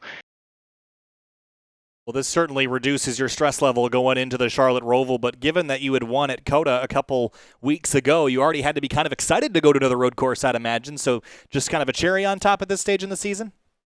yeah, now the plan is just to go back-to-back and sweep this first round and rack up all the playoff points to make the second round easier. The second round's kind of going to be a wild card. First with Martinsville, that'll be an interesting one, and then Michigan, that'll kind of drive more like a plate-style track. So if I can rack up a lot of playoff points now, then that'll be huge going into that second round, and hopefully can carry me all the way to the final round. Hunter, anything for James? Just impressed at the last 10 laps or so. I mean, well, even more than that, but you led the last 10 laps. Kind of an undercut there, pitting before the 49, and in the end, it did pay off, even though the 49 of Elwood had fresher tires. Just didn't work out for him in the end. Then you brought the number 7 for Bell Wysart Esports into victory lane and locked yourself in to the next round of the playoffs. Yeah, it definitely feels good, especially after Monday's 4th place. I didn't run as good as I wanted to there. Was hoping I could maybe challenge Jake Nichols for a win or get up there, but to run second all this race and then finally get it there at the end. I kind of forgot about Hearn, and then I looked at my relative and saw I was still second with about 15 or 20 laps to go, and so I just wanted to make sure that I just kept hitting my marks and didn't give up too much time or anything to where he was going to be able to sneak one out on us. Well, James, congratulations. It was a job well done and a well-earned victory tonight, just staying right behind Elwood and Hearn and pouncing at the right moment. Congratulations, and we'll see you next week at the Charlotte Roval. Best of luck to you there. Thank you, and thank you guys. I mean, the broadcasts have been amazing this week, so I just want to say a big thank you to you guys for doing that, and then thanks to Bell Wysart Esports and Rick's Hot Sauce as well. Code Scioli gets you $7 off on rickshotsauce.com, so thanks to all those guys and all the admins and everybody. All right, thanks so much, James. We'll see you next week. Thank you. Talking now to our third-place finisher, Cameron Hearn, who was on kind of a different strategy for most of the race, but it all kind of came down to the very end. You were about 10 laps away from stealing that one, Cameron, but didn't quite work out. Anything different you could have done to get that victory? Yeah, I was going to stay out a little bit longer. I saw Matthew Rodriguez go in the pits and get more tires, and I guess that kind of made me pit 5 laps earlier than I really wanted to. And I feel like if I maybe stayed up 5 laps, it was a different finish. But unfortunately, I didn't get a lot of practice. I made up a lot of positions early in the first run. I burnt my stuff up, killed my right rear tire.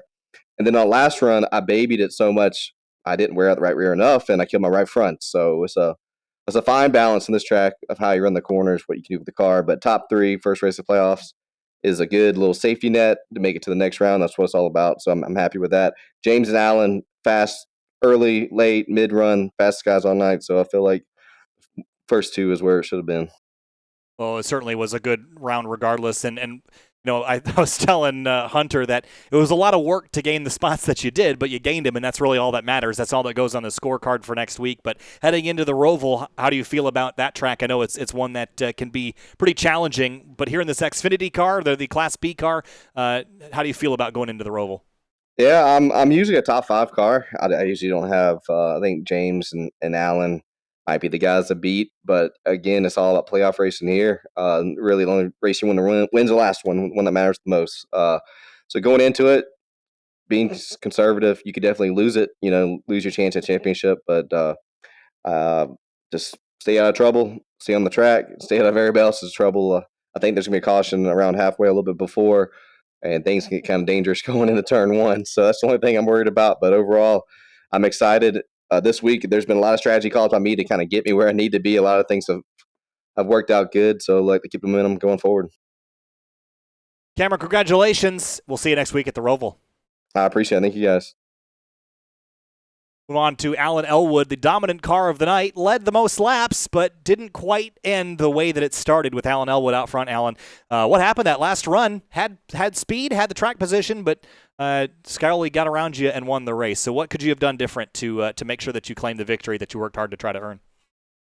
Oh, man, I don't know.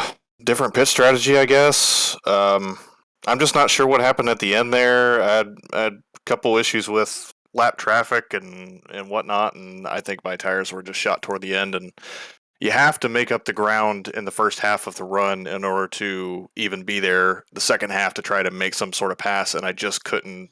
I pitted that last run two laps sooner than I did the second run, and I think that's probably what cost me, is because I didn't quite have the tire advantage.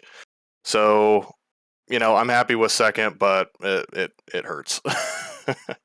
Yeah, that one might sting a little bit, but you're at a great points night regardless, and that's at this stage of the championship, that's kind of what you're trying to get, is that high average finish. But heading into the Roval, how do you feel about that, and can you keep the points lead that you've got going in there? I feel good about it. I've ran the Roval in the past and done well, so I think my performance there will probably be good. I really wanted to lock in tonight and not even worry about next week, but it is what it is.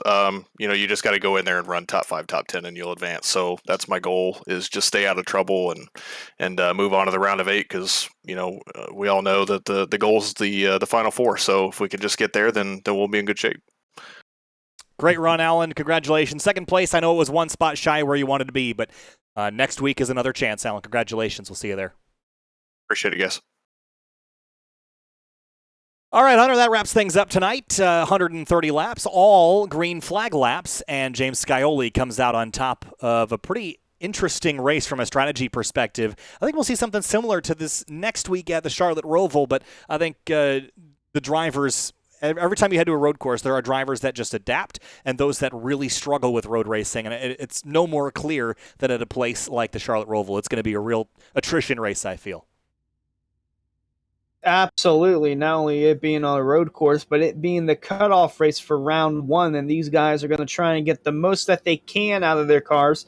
Heard Elwood mention it. You wanted to win, but it is what it is, and you got to go into the Charlotte Roval. Unfortunately for him, he's got a lot of points to fit on with that cushion. He might be locked into next week already with the amount of points he's got.